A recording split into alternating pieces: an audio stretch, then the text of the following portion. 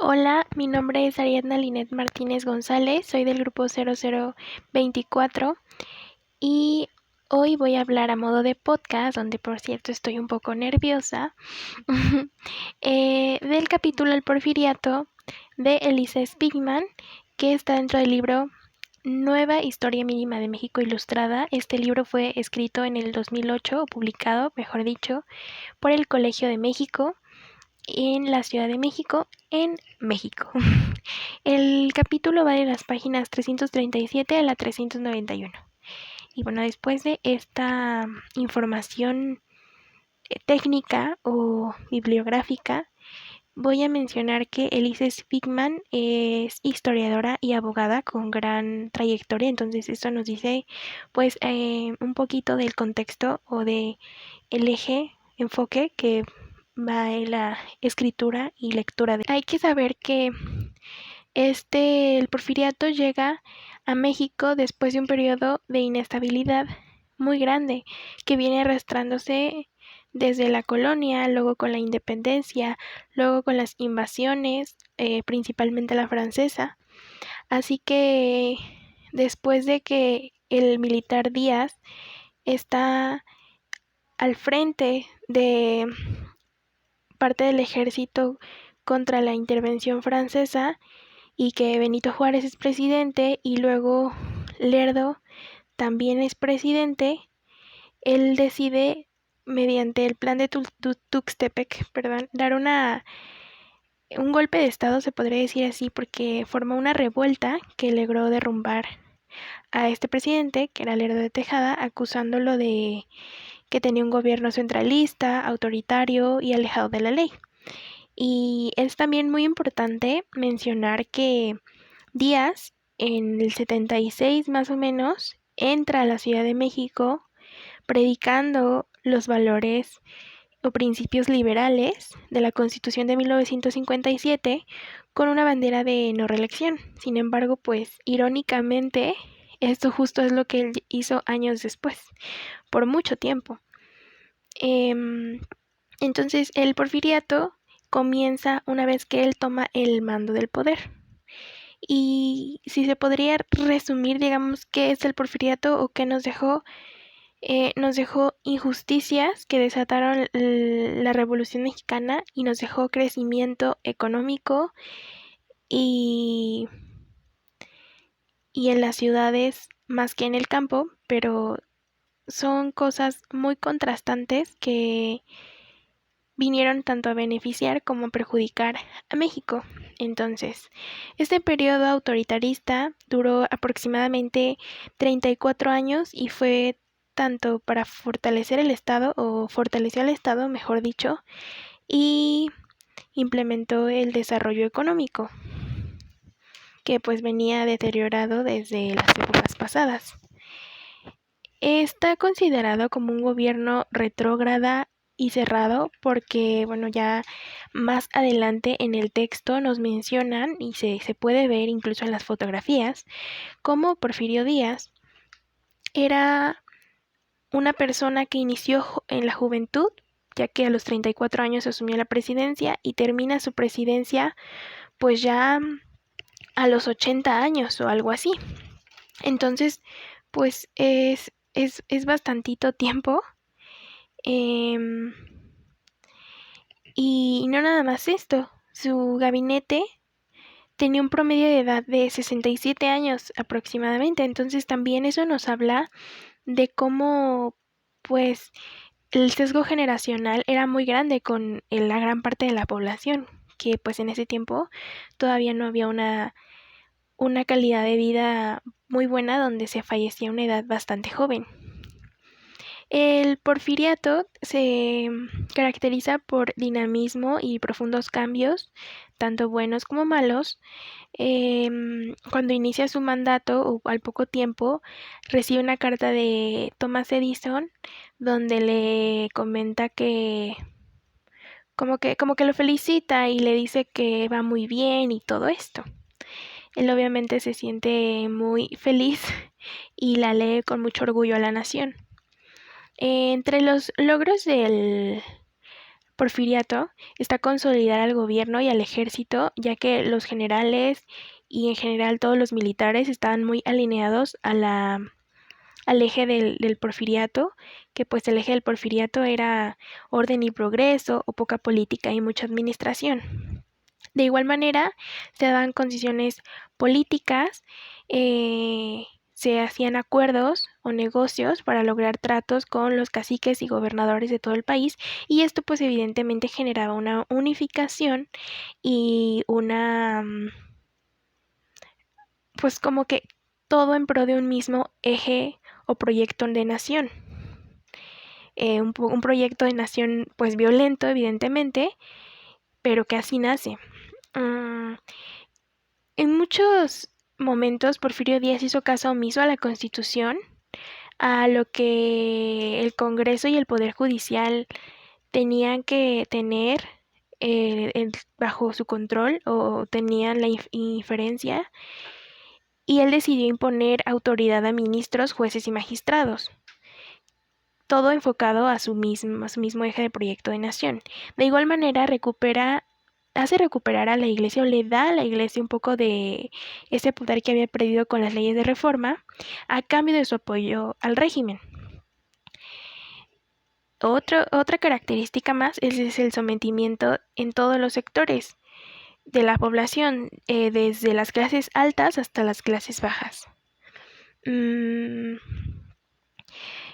Se caracteriza por tener un gran apoyo y relacionarse con personas que beneficiaran su gobierno, su mandato y lo llevaran al objetivo que él quería, como José Limantour, que fue ministro de Hacienda por 18 años, y Bernardo Reyes, que fue un general que representaba en un principio las clases medias y bajas de la provincia, que tenía mucha fuerza y simpatía militar, y principalmente en el norte del país, que es donde fue gobernador, en Nuevo León. Entonces digamos que aprovechaba la influencia o el poder de las personas a su alrededor para poder tener mayor control.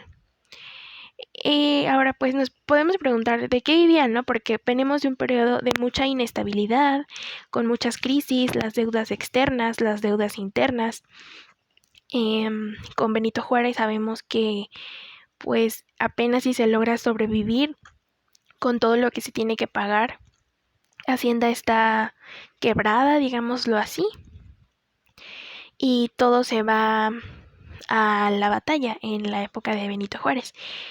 Aquí se aprovecha de las aduanas el gobierno o toma control o la sabe exprimir bastante bien, porque con este pagaban las deudas. Y además esto de las aduanas, junto con el aprovechamiento y la utilidad que le daba a las personas a su alrededor, hicieron que se le diera un poco de solución o conciliación al problema económico que quedó en manos de distintos ministros de Hacienda. Estos se encargaron de hacer un proyecto de saneamiento de las finanzas, y se vio poco a poco la mejora, porque hubo una reestructuración de la deuda con los acreedores nacionales y extranjeros, y hubo un superávit. Esto evidentemente a su vez provocó una reactivación económica, aumento en vías férreas de más de 19 kilómetros cuando terminó la época porfiriana, y la incorporación del ferrocarril, que es como el logro más grande del porfiriato, que llevaba un ferrocarril, iba de la capital del país al puerto de Veracruz. De igual manera, se implementó un nuevo código comercial que premiaba a los inversionistas, ya que estos no pagaban impuestos por años, y esto permitió el comercio entre ciudades y la ampliación de estas. Con el comercio entre ciudades, pues se podían exportar diversos productos tanto a nivel nacional como a nivel extranjero, que es lo que se empezó a hacer, o empezó a exportarse recursos como plata, minerales, agrícolas del norte y Heineken a otras partes del mundo de manera pues muy acrecentada porque no se había visto esto antes. Hablando ya, digamos, no solamente del aspecto económico y político, sino refiriéndonos a la población, esta aumentó también. Cuando comienza el porfiriato, a eso de 1877, había 9 millones de habitantes aproximadamente, y en 1910 ya eran 15 millones. Entonces, pues aquí es una marca de que este crecimiento no nada más fue, digamos, abstracto, sino físico. La población de todos modos seguía viviendo en poblaciones o comunidades muy pequeñas de menos de 15.000 habitantes a principios del siglo XX. Y a pesar de todo el progreso en el campo, o México en general, todavía era un país muy agrícola y campesino. Ahora, ¿cómo era la estructura social en el campo y en la ciudad? Tiene muchos matices. En el campo teníamos a la hacienda, que la hacienda eran tierras que tenían los hacendados gracias a la ampliación por el despojo de tierras indígenas y por el despojo de tierras que tenía el clero. Los hacendados tenían muchísimo poder y generalmente ni siquiera vivían en este campo o en estas localidades. Vivían en ciudades dejando su hacienda a manos de mayordomos o administradores que pues tenían el mando en esa localidad. Abajito de ellos, en una esfera social, tendríamos a los pequeños propietarios de tierras, comerciantes y rancheros que se vieron beneficiados por el reparto de tierras que ya mencioné antes y de la actividad de las haciendas. Y en el nivel menos favorecido del campo teníamos a los peones acaudillados, que eran campesinos, hombres, mujeres, obligados a trabajar toda su vida para el hacendado, que tenían deudas infinitas. Esta situación se vio principalmente la de los peones acaudillados en el centro y en el sur. En el norte la situación campesina era distinta, pues tenían que trasladarse a otros estados para tener una fuente real de trabajo, o a Estados Unidos, o en su defecto dedicarse a la minería. Y digamos, eso fue por parte del campo. En la parte de la ciudad se modernizaron y las ciudades y se ampliaron, crecieron, al igual que las personas, cada vez eran más, con construcción de plazas, parques, mercados, teatros y avenidas. De igual manera, se implementaron diversos espacios culturales representativos que hoy en día tenemos en el país, como el edificio de correos, el Palacio de Telecomunicaciones, el Palacio de Bellas Artes. Ya más hablando al final de del Porfiriato, tenemos el Monumento a la Revolución. Y en el sector salud o en el sistema de salud tenemos la creación del Hospital General y la Castañeda. Sin embargo, aquí empieza como estas contradicciones. Detrás de toda esa modernidad que teníamos, seguía avanzando vertiginosamente la marginación y la pobreza de gran parte de la población. La clase obrera estaba sometida y expresaba todo aquello que estaba mal en la sociedad, en el gobierno, en la economía. Esta clase obrera, que era la más sometida, que eran niñas, niños, mujeres y hombres mal pagados y en pésimas condiciones, donde por cierto se puede ver una estrecha relación con el proletariado que años antes existía, o desde hace años antes existía en Europa. Esta clase se unió e hicieron cooperativos de préstamos para poder sobrevivir. Y pues otra contradicción que tenemos se ve fielmente expresada gracias a diversos artistas de la época, como Guadalupe Posada, que dejó un retrato de lo que es el porfiriato, fue el porfiriato a principios del siglo XX, y mostraba tanto el contraste de las partes en una misma imagen. Se veía también, ya al avanzar del porfiriato, la represión militar de la sublevación de los mayas y yaquis, y las condiciones que tenían los jornaleros del Valle Nacional en Oaxaca. Este fue un lado muy cruel del porfiriato. y eso que hay bastantes. Otra represión muy significativa es la mortal que hubo en 1906 a los cananeos de Sonora y a los textileros de Río Blanco en Veracruz, donde se demostró y quedó como entredicho que las huelgas estaban canceladas para el porfiriato, no tenían una real, un real significado porque pues evidentemente se veían reprimidas. De igual manera, y juntándose con lo anterior, vemos cómo la clase media, que a pesar de no estar tan favorecida, pues había un sesgo grande entre la clase más marginada con esta, conformada por profesionistas, comerciantes y agricultores, exigían espacios para incorporarse a la vida política. Y bueno, creo que aquí claramente hacemos una relación con todo lo que habíamos leído anteriormente, em, acerca de todo lo que fue el Ateneo de la Juventud, que ellos eran claramente una muestra de esta clase social, que también se vio inconforme. Y pues ya como para donde ya estaba el agua hirviendo, el porfiriato era ya acercándonos a 1910. En 1908, ya Porfirio Díaz Grande dio una entrevista a un periodista norteamericano donde declaró que no competiría en las siguientes elecciones, pues irónicamente decía que México, y cito, estaba preparado para elegir libremente a sus gobernantes. Y varios le creyeron. El Partido Liberal Mexicano, liderado por los hermanos Flores Magón, fueron algunos, al igual que el Partido Nacional Antireeleccionista, liderado por Francisco I. Madero. Sin embargo, esto fue fake, digámoslo así, fue mentira, porque en 1910 obligó Porfirio Díaz a Bernardo Reyes, que además era su amigo, a quitar su candidatura y encarceló a Madero, reeligiéndose una vez más. Esta reelección no duró mucho y estaba ya ahí el hervidero de la revolución tocando la puerta, que esto no se trata propiamente aquí, es el siguiente capítulo del libro.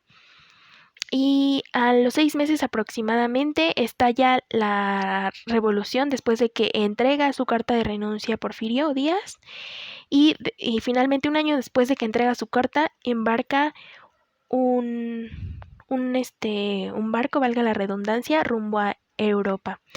Y pues digamos esto es en breve lo que fue el periodo de Porfirio Díaz con todas sus altas, sus bajas y pues podemos ver cómo es muy contrastante porque hoy en día eh, es a nivel básico te ponen a Porfirio Díaz principalmente como un antagonista y a Benito Juárez como un héroe nacional y te das cuenta que a pesar de que sí, evidentemente Porfirio Díaz hizo un verdadero desastre y acentuó las desigualdades entre la población, también trajo muchas cosas que permitieron a México avanzar, sin dignificarlo o algo así. Y también hizo muchas cosas erróneas. Y pues ya creo que es todo lo que quiero agregar. Y muchas gracias y espero que esta forma de entregar mi trabajo sea adecuada. La verdad es que a mí me gusta mucho hablar y aprendo más hablándolo que primero yo lo escribo ideas y luego ya las puedo platicar más viendo mis notas, porque así puedo aprender mejor que si hago una presentación o demás. Entonces, ojalá este podcast esté bien. Gracias.